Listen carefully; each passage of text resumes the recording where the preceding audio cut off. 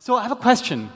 How many of you have been in a meeting and never been bored? Raise your hand. Okay. How many of you have been in a meeting and been completely and utterly bored? Raise your hand. Some of you are being very polite. So, why is that? Why do we get so bored? When I was in theater school, my teacher one day, he said, okay, go on stage and be funny. You have as much time as you want, be funny. Keep us interested. So we went on stage, all of us, and about 15 seconds, he would say, boring, sit down immediately. Let's take a picture of him here. There he is. Ha! So he would sit there in his chair with his little drum, and he would watch you, and he would say about 10, 15 seconds, not longer, boom, on his drum. Oh, Jesko, where were you sitting? Well, the place is still free. Sit down immediately. Adios. So this went on for a few days, and I started to question myself, why am I in theater school paying money to be told to sit down immediately? And then one day, one student, tired of being told he's boring, didn't care anymore about being funny, didn't care anymore about what the professor, Philippe, had to say, he jumped on stage, and he went and had fun. Suddenly, we started to laugh. He stayed up for 30 seconds. The teacher started to laugh. Thank you. He stayed up for a minute, 2 minutes, 5 minutes, 10 minutes he was on stage. And afterwards, we were all laughing. And so I asked, why did we love him on stage? Why did we laugh? Well, that's when Philippe said, in order to merit these footlights and this stage, you have to be filled with the pleasure of life. Everything you do, that sense of play, that pleasure, that's what we watch. We don't watch what you say necessarily. We don't watch all this. We watch your pleasure as an actor. And that got me to thinking, that pleasure, that sense of play, is the greatest motor for your authentic creativity. So when I was preparing this talk, this story came up again, and I started thinking about somebody else, this man. And Mr. Einstein said, as you can read, creativity is intelligence having fun. So I thought about this, and I remembered this book by Bruce Nussbaum.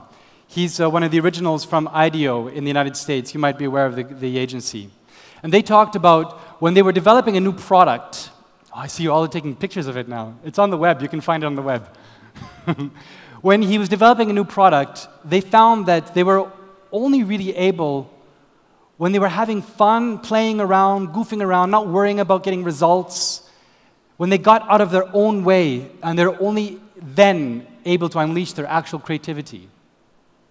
So I thought about this. The theater, the stage, it's manifested in sights and sounds. And we're talking about senses. And I said, well, what is the sense of sight and sound to me? And I realized that the way that that is manifested, and the way that we create in the theater, is by having a sense of play. So I'd like to invite you today to come backstage with me and see how we create some of these productions, and see how this sense of play is such a great motor for developing your creativity. In order to do that, we need a bit of context, so here's a little video.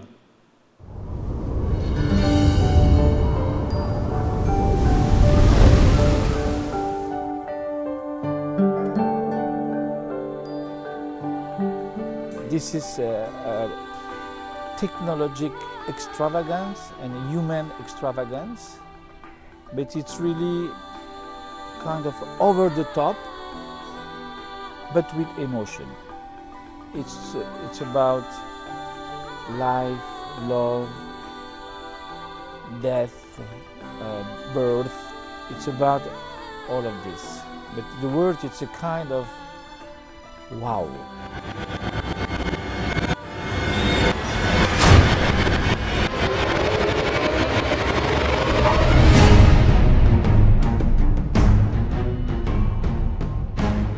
big thing, you know. It's very hostile.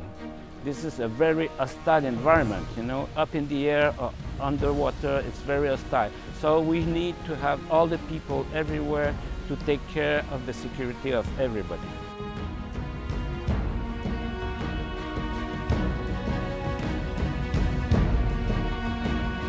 The acrobats, they are at such a level of elitism in their performance art that it becomes a question of life or death if they're not paying attention. They repeat and they repeat and they repeat exercises so that it's not just the performers, it's also all of the technical crew who are having to learn to work with what the performers are doing. And the other really big thing is that we drill into the performers is that if you feel unsafe or you're not sure about something, you don't do it. You stop.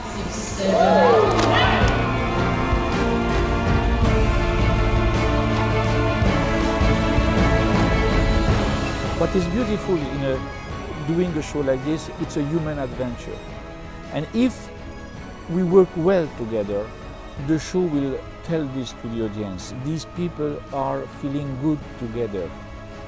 It's a kind of sub-language that exists in any human collective adventure or journey.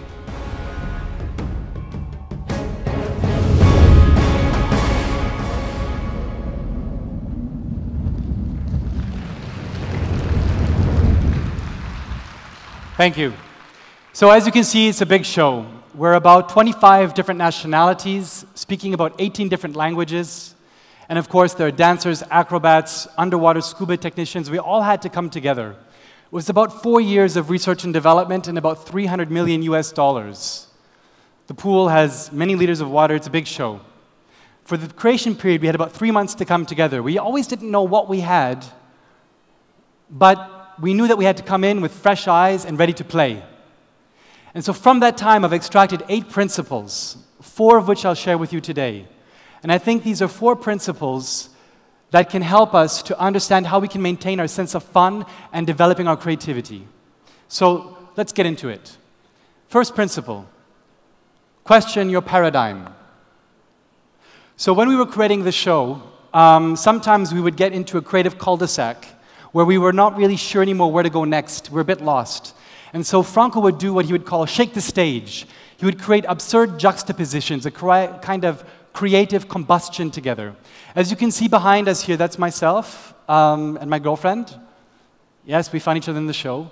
And you see the lights. Those are actually fountains that shoot up 19 meters in the air with LEDs underneath them. But what we found is that as we were shaking the stage, we dropped the stage and there's water there, and suddenly the lights lost their amplitude, the fountains did, and they became these candles. And that was an accidental discovery. When we're shaking the stage, allowing absurd juxtapositions. So absurd juxtapositions. Here, this image here, actually this image here of the bike seat is a very famous painting or sculpture from Marcel Duchamp, made in 1913. And the other one is a physicalization of a phrase made famous by the famous feminist Gloria Steinem. A woman needs a man like a fish needs a bicycle. And so here you can see that the artist took that idea further and he created this complete absurd juxtaposition. He put a little hat on and it became a character. He took it and he took it further. Absurd juxtaposition allowed for something new.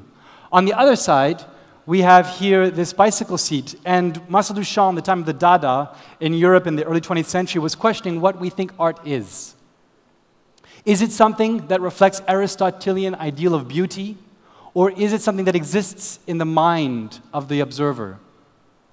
Henri Matisse, the famous artist, was asked, what makes a great artist?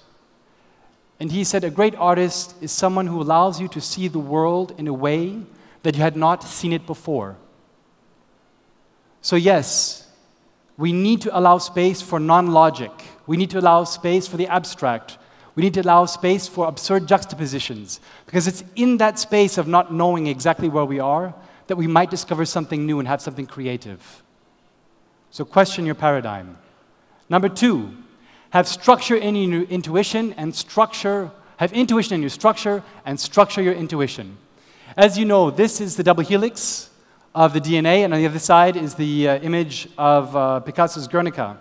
Robert Weisberg, in his book Creativity, opens his book with a case study, and he looks at the creation of these two ideas, or the discovery. Let's start with DNA. DNA, as we all know, was discovered, and I say discovered in quotation marks, by Watson and Crick. But actually, these gentlemen did not work in a vacuum. They were bouncing off other ideas from one another and with other scientists. And they were using the work of their predecessors and moving on hunches and feelings and ideas to discover this. Interestingly, for historical sake, the one scientist that we all forget is Rosalind Franklin. And she was doing crystallography X-rays of DNA.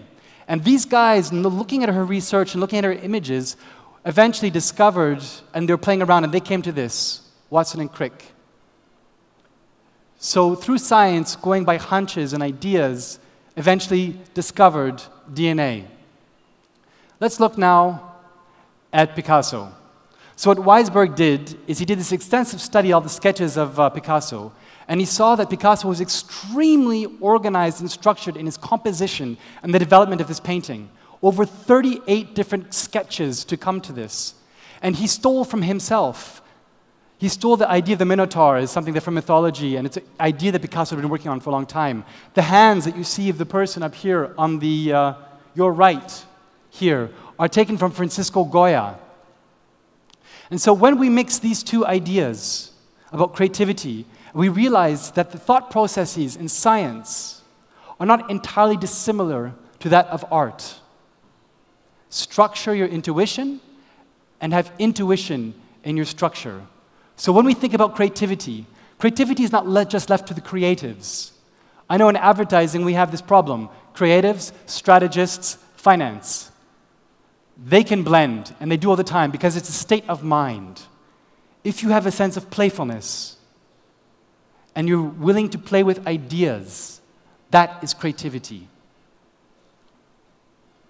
So here's an example of my own work. Let's just watch it, and I'll explain it after.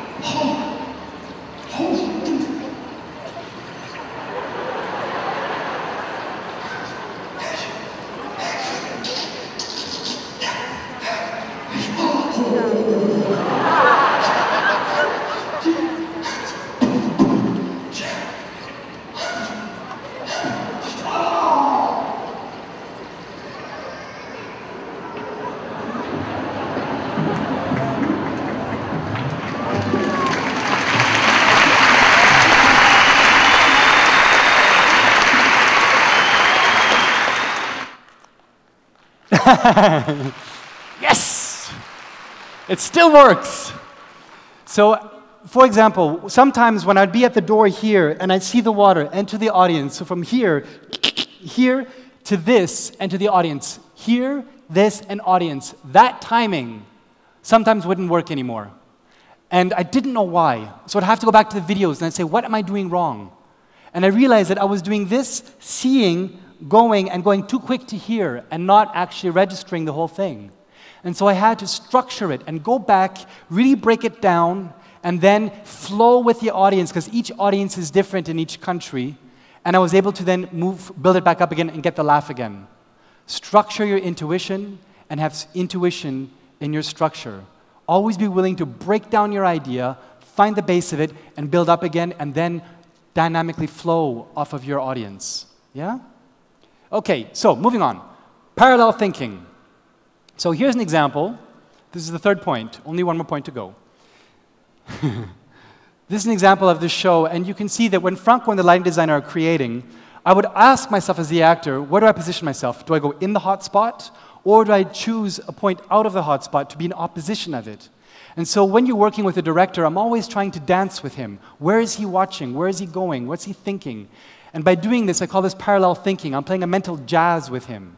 If we have all the same idea, it's groupthink, right? We all agree on, oh, it's all nice, everybody's happy. If we're all fighting, it's adversarial argument. If I'm separated on the corner, and it's disparate thinking, we're all protecting an idea. But if you want to play together, stand parallel to one another, metaphorically speaking, and look at the problem together, and try to find points of contrast, opposition, and see where you can play off of one another. Don't be the same. Play jazz together. Parallel thinking. And finally, boring. Don't be afraid to be boring, because it's through boredom that we're going to find something new. But make it personal. When we started creating the show, we asked ourselves questions. What is this show about? What are we trying to do? When we first created Saltimbanco, what was happening in the world? And we had to ground it in us. And the same way, when Franco works with us, he doesn't say, I want you to create this. He says, give me what you have. When you have a blank page in front of you, if you want to bring something vital, you have to dig inside yourself and bring something to the table. And then we work with it. Not before. We don't solicit. We don't ask and get a brief and say, create. No, that's boring.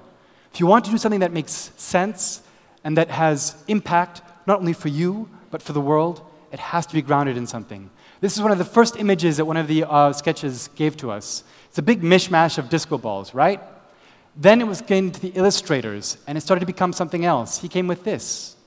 And we said, okay, well then how do we develop that further?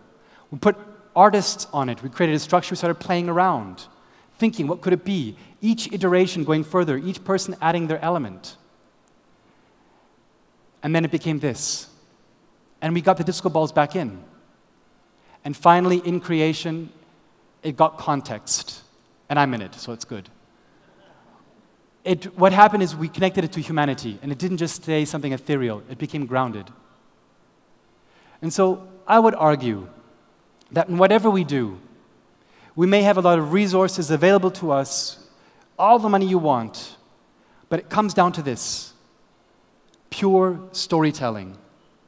If we can have a genuine connection, a contact, and collaborate together, play together, it doesn't matter how much money you have. If you have authentic creativity and you make it personal, we will listen. Thank you.